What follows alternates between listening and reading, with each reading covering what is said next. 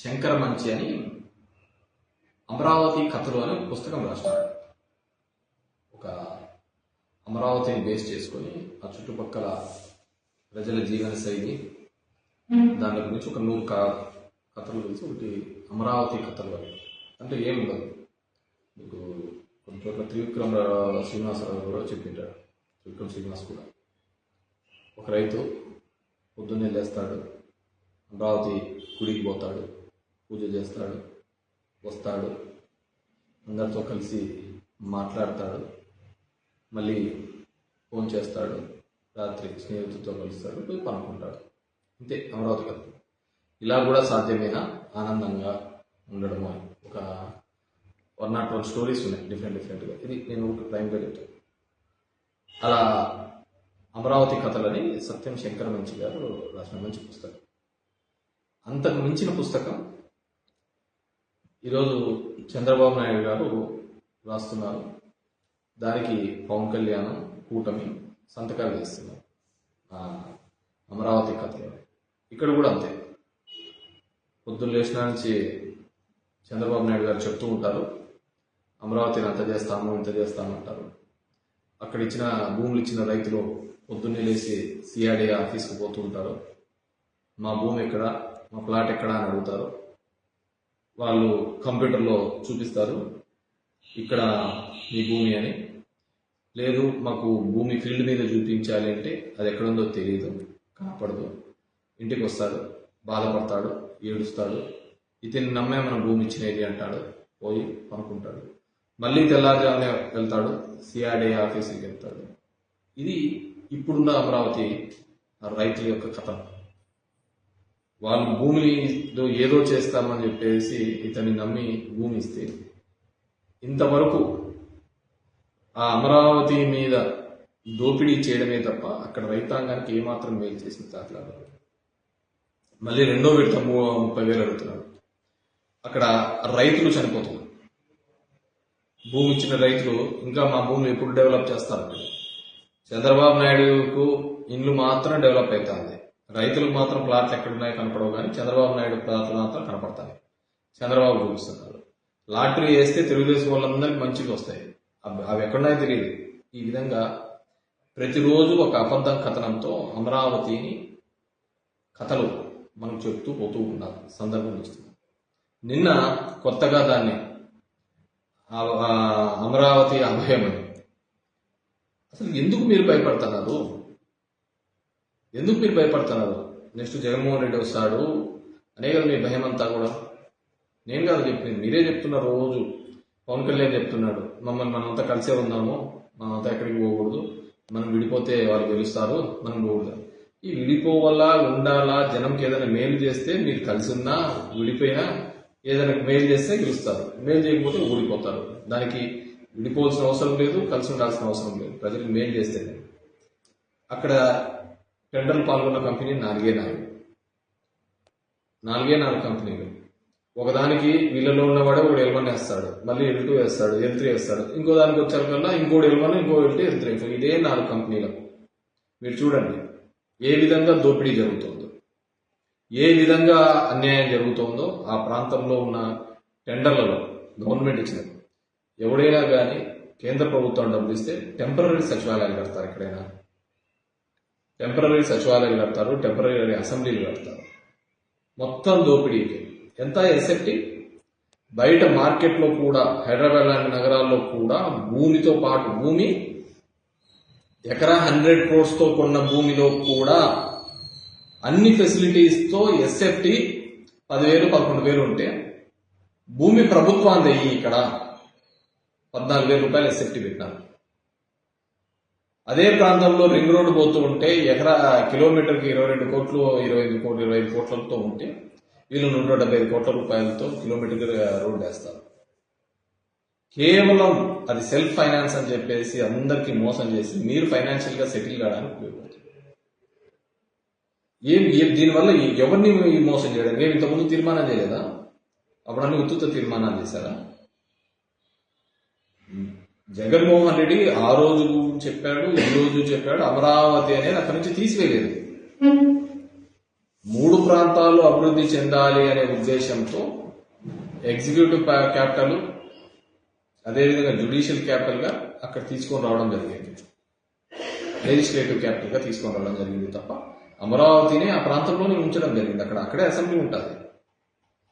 ఈ రోజు కేవలం మీ రియల్ ఎస్టేట్ కోసం మీరు మీతో పాటు సింగపూర్ నుంచి తీసుకొని వచ్చామని చెప్పేసి ఈశ్వరన్ చెప్పి ఎక్కడున్నాడు? ఈశ్వరన్ జైల్లో ఉన్నాడు. మీరు ఇష్టానుసారం చేసుకుంటా, మీరు ప్రజాధనం అంతా లూటీ చేసుకుంటా కేవలం ఆంధ్రప్రదేశ్ అందరి మీద కూడా మీరు ఈ అప్పుల్ని పెట్టే సందర్భం వచ్చింది. నిన్న అచ్చెన్నాయుడు గారు చూస్తే కాల్చిపడేయాలని వచ్చాను. ఈ అసెంబ్లీలో మీరు మాట్లాడాల్సిన మాటనా ఏనిదే? నీకు అంతగా ఉందండి. మా సత్యకుమార్ చూస్తే నల్లమల ఎండిపోతుందంట. నల్లమల మీరు చేసిన దానికి దేశమే కాలిపోతుంది. ఇంతకుముందు ఉన్నాయి నువ్వు చంద్రబాబు తిట్టిన వీడియోలని, అవన్నీ చూపించాల. కేవలం అమరావతి పేరు మీద ఈరోజు అక్కడ వరదలు వస్తాయని అందరూ చెప్తున్నారు. మీరే ఆ లిఫ్ట్ కోసం దగ్గర 2,000 కోట్లతో లిఫ్ట్ కోసం మోటార్లు పెట్టినారు. ఇంకా డబుల్ కావాలా అని అంటున్నారు. ల్యాండ్ పూలింగ్ చేయాలంటున్నారు. ఎందుకు ఇంత భూదానం పెట్టింది మీకు? మీరు ఎందుకు ఇంత ఆత్రంగా ఒక డైవర్షన్ పాలిటిక్స్ చేసుకుంటూ జగన్మోహన్ రెడ్డిని తిట్టడానికి 6 గంటలు పెట్టినారు? మీరు జగన్ పేరు ఎత్తకుండా ఒక్క రోజున పనిచేసిన మీరేం చేసినారు చెప్పుకోండి. అప్పుడు 5 సంవత్సరాలు ఉన్నారు, ఇప్పుడు 3 సంవత్సరాలు ఉన్నారు కదా. ఆ రోజు నరేంద్ర మోడీ తీసుకొని వచ్చినారు కదా. అప్పుడేమన్నారు? పాచిపేరు లడ్డు ఇచ్చాడన్నాడు పవన్ కళ్యాణ్. ఇదే పవన్ కళ్యాణ్ గారే కదా కర్నూలు నాకు రాజధాని అన్నాడు, వైజాగ్ ఎందుకు ఉండకూడదు రాజధాని అన్నాడు, అమరావతి ఒక గేటెడ్ కమ్యూనిటీ అని చెప్పినాడు. మరి ఈ రోజు ఏమైపోయినాయి మాటలు? ప్రజలు మీరు ఆలోచించుకోవాలి. అమరావతి ప్రాంతానికి కానీ దీనికి కానీ వైఎస్ఆర్ కాంగ్రెస్ పార్టీ ఎప్పుడు వ్యతిరేకం కాదు. కానీ అక్కడ రైతులకు ఇంతవరకు మీరు ప్లాట్లు ఎందుకు చూపించలేకపోతున్నారు? ఎందుకు మోసం చేస్తున్నారు వాళ్ళకు? దానికి వ్యతిరేకం. మీరు చేస్తున్న అవినీతికి వ్యతిరేకం. దాన్ని అమరావతికి అని చెప్పేసి వ్యతిరేకం. జగన్మోహన్ రెడ్డి ఏదున్నా కానీ క్లిస్టర్ క్లియర్ గా చెప్పడం జరిగింది. మీలాగా మోసం చేయలేదు రైతుల్ని. వాళ్ళకి ఇవ్వాల్సిన పెన్షన్లు కావచ్చు, వాళ్ళకి ఇవ్వాల్సిన బకాయిలు కానీ అన్ని ఇప్పించడం జరిగింది. కానీ మీరు అలా కాదు కదా. ఈరోజు ఈ ఆంధ్రప్రదేశ్ ప్రజలందరూ ఆలోచించుకోవాల్సింది ఒకటే, తను చెయ్యని దాన్ని తను చేశానని చెప్పుకోవటం, ఆ క్రెడిట్ తీసుకునే ఒక ప్రయత్నం చేస్తున్నారు. నిన్న లోకేష్ అంటున్నాడు మీ వైఖరి, మా వైఖరి చాలా స్పష్టంగా చెప్పడం జరిగింది కదా. మా వైఖరి మీరు చేస్తున్న అవినీతికి వ్యతిరేకించడమే మా వైఖరి. మీరు చేస్తున్న ఈ దోపిడీకి 8% కిక్ బ్యాక్స్ తీసుకుంటున్నారు, దానికి మేము వ్యతిరేకం. ఇచ్చిన దానిలో మీరు అడ్వాన్స్ మొబిలైజేషన్ 9,000 కోట్లు వస్తే 5,000 కోట్లు అడ్వాన్స్ మొబిలైజేషన్ గా పోయినాయి. కేవలం 4-5 కంపెనీలకే అందరూ బాగు చేస్తున్నారు అక్కడ తప్ప అక్కడ ఉన్న అమరావతి డెవలప్ కావటం లేదు. ఇది డెవలప్. మీరేం డెవలప్ చేసినారు చూపియండి. అక్కడ తెచ్చిన బైపాస్ జగన్మోహన్ రెడ్డి కదా తీసుకొని వచ్చిన బైపాస్. కాబట్టి ఇంకా ఇప్పటికైనా కానీ ఈ అమరావతి కథలు మానండి. ఈ అమరావతి కథలు జగన్మోహన్ రెడ్డి గారి మీద, వైఎస్ఆర్ కాంగ్రెస్ పార్టీ మీద నిందలు వేయడం మానండి. ఈ రోజు రాష్ట్ర సంపదనంతా తీసుకుని ఒక ప్రాంతంలో పెట్టాలనే ఒక ప్రయత్నం చేస్తున్నారు. దాన్ని మేము వ్యతిరేకిస్తున్నాం. మా ప్రాంతంలో అభివృద్ధి చెందాలని మేము కోరుతున్నాం. ఇప్పటికీ మా ప్రాంతంలో రాయలసీమ కావచ్చు, ఉత్తరాంధ్ర కావచ్చు, కోస్తాంధ్ర కావచ్చు, అక్కడ జరుగుతున్నటువంటి అన్యాయానికి మేము ఖచ్చితంగా మీరు చేస్తున్న అన్యాయాన్ని మేము వ్యతిరేకిస్తున్నాం. ఈ రాష్ట్రానికి ఏదైనా మంచి జరిగింది అంటే అది వైఎస్ జగన్మోహన్ రెడ్డి గారు, అదేవిధంగా వైఎస్ రాజశేఖర రెడ్డి గారు అప్పుడే జరిగింది తప్ప వేరేది ఎప్పుడు జరగలేదు. చెప్తా అంటాడు సైబరాబాద్ నేనే కట్టినానంట, పవన్ కళ్యాణ్ ఆ కొండలంతా తిరిగినాడంట. డెఫినెట్ గా ఆ ప్రాంతం హైదరాబాద్ అనేది ఒక రింగ్ రోడ్డు వచ్చిన తర్వాత ఎంత డెవలప్ అయింది, భూమికి ఎంత విలువ వచ్చింది చెప్పండి. ఎందుకు ఊరికి లేని క్రెడిట్స్ మీరు తీసుకోవాలని ఒక ప్రయత్నం చేస్తున్నారు? 20 సంవత్సరాలు అయితే అక్కడ చంద్రబాబు నాయుడు ముఖ్యమంత్రిగా లేక 20 సంవత్సరాలు గణనీయమైన మార్పులు జరిగింది. కాబట్టి ఈ డైవర్షన్ పాలిటిక్స్ మానుకోండి. జగన్మోహన్ రెడ్డి మీద వైఎస్ఆర్ కాంగ్రెస్ పార్టీ మీద ఏడు పానండి. ఇంకా 2.5 సంవత్సరాలు అయితేనాయి. మీరేమైనా చేసింటే దానిలో చెప్పుకోవాల్సిందిగా కోరుతున్నాను. అమరావతి ఆవేదన అవును, రైతులు నేను చెప్తున్నాను కదా, అమరావతి కథల్లో భాగంగానే ఒక రైతు పొద్దున్నే లేస్తాడు, సిఆర్డీ ఆఫీస్కి వెళ్తాడు, తన ప్లాట్ ఎక్కడ ఉందని కొట్లాడతాడు, అక్కడ పోయి మాట్లాడి వచ్చిన తర్వాత రేపు మళ్ళీ పోతాడు, ఇంటికి వస్తాడు, బాధపడతాడు స్నేహితుల దగ్గర, ఇతన్ని నమ్మి మోసపోయినామని చెప్తాడు, ఇంటికి వచ్చాడు, పనుకుంటాడు, భార్య పిల్లల దగ్గర ఆవేదన చెందుతాడు, మళ్ళీ వెళ్తాడు, మళ్ళీ సిఆర్డీ. ఒక్క చిన్న విషయం అండి, తనదంటూ ఒక భూమి, తన 1000 ఎకరాల భూమి ఇచ్చిన రైతు తన భూమి ఎక్కడుందో తెలియదు. ఇప్పుడు అక్కడ ఇండ్లలో వాళ్ళకు చదువుకోవాలన్నా, ఇండ్లలో వాళ్ళకు పెళ్లిళ్ళు చేయాలన్నా ఎక్కడి నుంచి డబ్బులు పుడతాయి చెప్పండి? భూమి ఎక్కడుందో చూపించలేకపోతుంది. నువ్వు భూమి ఎక్కడుందో నువ్వు చూపించలేకపోతుంది. పంట పండిద్దామా అంటే పంట పండించడానికి వీలు లేకుండా చేసినారు. ఇంకెలా బతుకుతాడు రైతు అనేవాడు? వాళ్ళ చేతి ఏ విధంగా వస్తుంది? నువ్వు ఇచ్చిన పెన్షన్లతో బతికేస్తావా? ఏదో అభివృద్ధి చేస్తామని అంటున్నారు, కానీ ఇలా దోపిడీ చేస్తామనుకోలేదు కదా.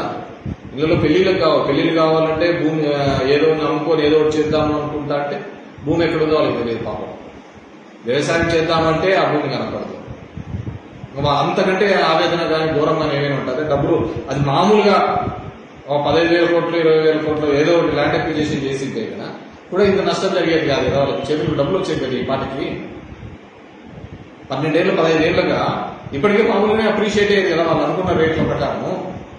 మామూలు భూమి ఉన్నా ఇంత దౌర్భాగ్యమైన పరిస్థితి ఏ రైతుకు ఉండకూడదు. భూమిలో పండించడానికి భూమి లేదు, అమ్ముకోవడానికి లేదు, పెళ్లిళ్ళు చేయడానికి లేదు, పిల్లలు చదువుకు డబ్బులు ఉంటారు, అప్పెట్టబడుతుంది. లేకుంటే ఒక యాక్టివిటీ ఉండాలి కదా, ఎకనామికల్ యాక్టివిటీ ఉండాలి కదా. ఏ ఎకనామికల్ యాక్టివిటీ లేకుండా కేవలం నీ ఆఫీసు చుట్టూ తిరగడానికి సరిపోతుంది. నారాయణ పెనసాని పెడతాడు, మీటింగ్లు పెడతా అంటాడు, రైతులు చేరుస్తా అంటారు, పాపం చేసేస్తాను సమస్య తీరుస్తామంటారు, పోతారు, అంతే. పాపం బాధాకరం. పాపం ఆ వాళ్ళతో ఉద్యమం చేయించి వాళ్ళందరినీ డైవర్షన్ చేయించేసి వాళ్ళని అందరినీ కూడా రోడ్డును పాలు చేసినది ఎవరైనా నిన్న పోస్టర్ పిలుస్తున్నారు వాళ్ళందరినీ వాళ్ళందరినీ ఇబ్బంది పెట్టేది చంద్రబాబు నాయుడు. ఆయన కూడా మోసం చేసినది, నేను కాదు కదా మోసం చేసినది. మేము నిజం చెప్పాము, ఇన్ని వేల ఎకరాలలో ఇది చేయడం అనేది కష్టము, కాబట్టి అమరావతిని లెజిస్లేటివ్ గా ఈ విధంగా చేసుకుంటా పోతామని ఒక క్లారిటీతో చెప్పాను. కానీ చంద్రబాబు నాయుడు మోసం చేయలేదు కదా, మీ భూమి రేట్లు కోట్లు అయిపోతాయని చెప్పేసి.